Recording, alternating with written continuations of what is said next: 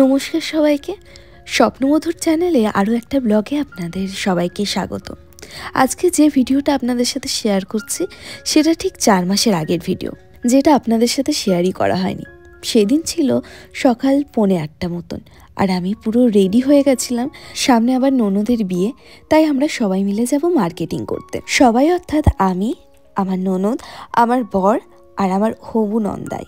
আমি জানি যারা দেখছে একটু ভিডিওটা দেখতে অসুবিধা হচ্ছে, কারণ ভিডিওর সাথে আমার কথার কোনো মিলই নেই। আসলে সেই সময় ছিল আগস্ট মাস, আর প্রচণ্ড গরম ছিল, ওই ব্যাপারেই আসলে কথা বলছিলাম। সাথে নিয়ে নিয়েছি ব্যাগ আর জল, মুড়ি, বিস্কুট, যেটা আমার শাশুড়ি মা আমার ব্যাগে একেবারে গুছিয়ে দেয়। জানি অনেক দিন পর হয়তো ভিডিও শেয়ার করছি আপনাদের সাথে, অনেকবার কথা দিয়েছিলাম আসবো কন্টিনিউ, বাট আমার নিজের কাজ, নিজের পড়াশোনা, সংসার নিয়ে আমি আর কন্টিনিউ করতে পারিনি। তাও এবার থেকে একটু ভিডিও করার চেষ্টা করব, কারণ সামনেই আমার ননদের বিয়ে, আর মনে হচ্ছে প্রত্যেকটা মুহূর্তগুলো আমি আমার ক্যামেরা বন্দি করে তুলে ধরে রাখি। সেদিনকে রীতিমতন আমরা গাড়ি করে চলে যাচ্ছিলাম সোজা স্টেশন, কারণ আমার ননদকে ট্রেনে তুলে দিতে হবে। ও 30 মিনিটের বেশি কোনো গাড়িতে চড়তে পারে না। ট্রেন, বাস, অটো এইসবেও অসুবিধা হয় না, নর্মাল গাড়িতে একটু ওর শারীরিক প্রবলেম হয়। আর এইদিকে আমার কর্তামশাই গাড়ি ছাড়া যাবে না কোথাও। অবশ্য গাড়িরও দরকার আছে, অনেক শপিং করতে হবে, তো এমনি বয়ে নিয়ে আসা যেত না এতজনের শপিং। রীতিমতন ট্রেনের টিকিটটা কেটেই আমরা সবাই মিলেই দৌড় দিচ্ছিলাম, কারণ ট্রেন আসার সময় হয়ে গেছে। কাঁচরাপাড়া থেকে উঠে যাচ্ছে আমার ননদ, আর ওইদিকে ব্যারাকপুর থেকে আমার হবু নন্দাই ট্রেনে উঠবে। ওরা একসাথে মিট করে শিয়ালদায় দেখা করবে, আর আমরা তো শিয়ালদা চলে যাব। শিয়ালদায় এদের দুইজনকে পিক আপ করে নেব। জানি হয়তো বলতে জটিল লাগছে, যাই হোক ট্রেনটা ছেড়ে দিল। এবার যাই আমরা গাড়িতে পুরো রওনা দিয়ে দিই।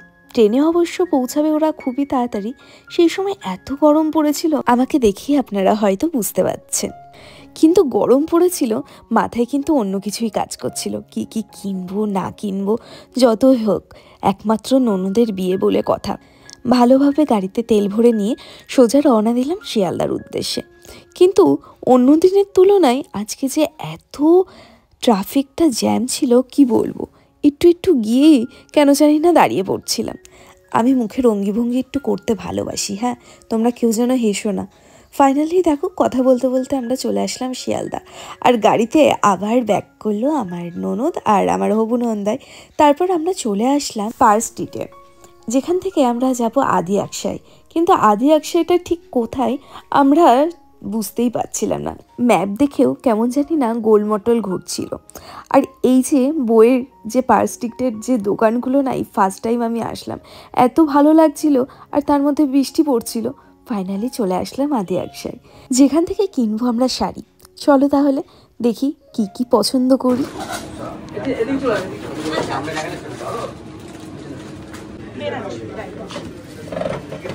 ফাইনালি আমার ননদ শুরু করলো শাড়ি দেখা। লাল শাড়ি, লাল বেনারসি। বিয়ে অর্থাৎ মনেই করি আমরা লাল বেনারসি। আর লালের মধ্যেই যে কত ভাগ আছে সেটা আমরা শাড়ি দেখেই বুঝতে পারি। হালকা লাল, ডিপ লাল, সিঁদুরে লাল। সত্যি শাড়িগুলো কিন্তু চমৎকার। আপনারা কিন্তু কমেন্টে অবশ্যই বলবেন আপনাদের কোন শাড়িটা ভালো লেগেছে। আর এখন যা কালেকশন দেখলাম, সিম্পলের মধ্যে এত ইউনিক ডিজাইন, আমি তো জাস্ট প্রেমে পড়ে গেছিলাম। Your destination is on the left.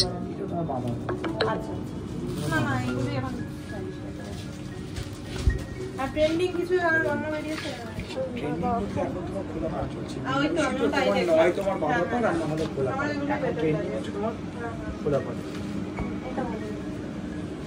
এইটা একটা আছে, এটাও তোমার মনে হয় এটা একটু ব্রাইট গোল্ড। ও না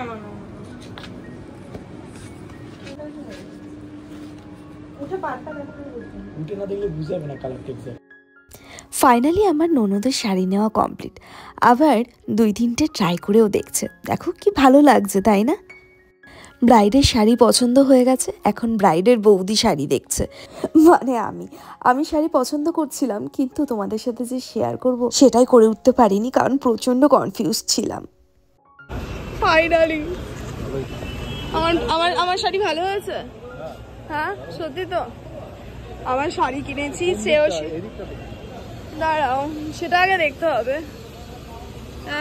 এখন শাড়ি কেনা হয়ে গেছে, যেটা ইম্পর্টেন্ট ছিল। আচ্ছা বলুন তো, কোনো শাড়ির দোকানে গিয়ে দুটো শাড়ি আপনার খুব পছন্দ, ঠিক আছে, কিন্তু তার মধ্যে আপনি একটা নিতে পারবেন, তাহলে কেমন কনফিউজ থাকবেন?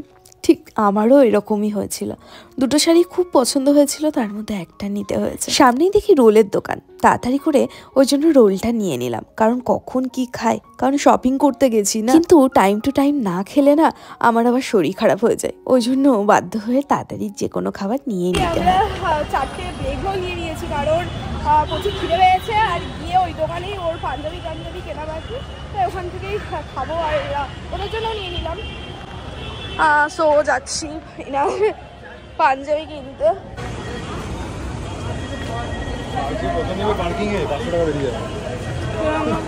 আপনারা দেখছেন বাইরে, হ্যাঁ বাইরে আমার ননদ আর হবুনন্দাই আছে, কারণ ওরা রোল খাচ্ছে, আর ভিতরে আমি ওর পাঞ্জাবি দেখছি, দেখি মনের মতন পছন্দ হলে নেব, না হলে অ্যাভয়েডই করে যাব।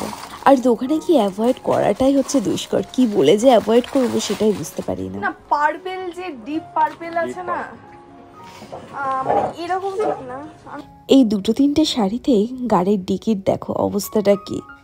এখন চলে আসলাম বড় বাজার, 900 মিটার বড় বাজার যাবো ওদের পাঞ্জাবি কিনতে, যেখানে আর গেছিলাম পছন্দ হয়নি ওদের পাঞ্জাবি। ও মাই গড, পাঞ্জাবি কিনতে আর ওর লেহেঙ্গা কিনতে, আর আমার কমপ্লিট হয়ে গেছে। এই তো আমার ফোন। হ্যাঁ কোথায়? চলো জিজ্ঞেস করি। দেখো ওখানে আমার পাটাই আমি হাঁটতেই পারছি না, এতটা সমস্যা হচ্ছে। বাবা কতদিন পর আসলাম বড় বাজার, 1 বছর হয়ে গেল বড় বাজার এসেছি, সেই লাস্ট এসেছিলাম বড় বাজার আবার।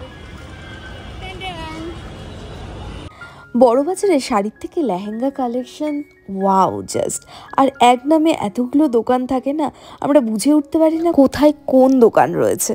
আর কোনো দোকানের নামও জেনে গেলে আপনি যে কারোর কাছে জিজ্ঞাসা করবেন, তারা কি করবে, আবার তাদের কোনো চেনাশোনা দোকানে নিয়ে যাবে, এইগুলোতেই একটুখানি সমস্যা হয়।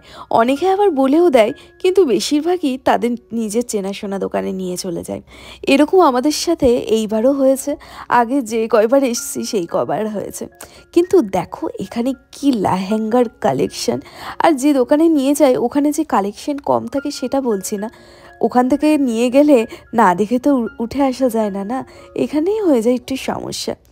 এখানে লেহেঙ্গা পরে দেখছে আমার ননদ, ও রিসেপশনে লেহেঙ্গাই নেবে, কিন্তু এই লেহেঙ্গাটা দেখো কি দারুণ না, আর কালারটা কি সুন্দর, আর ও দেখতে গিয়ে পরেই যাচ্ছিল রীতিমতন, কিন্তু লেহেঙ্গাটা পরে খুব সুন্দর লাগছে।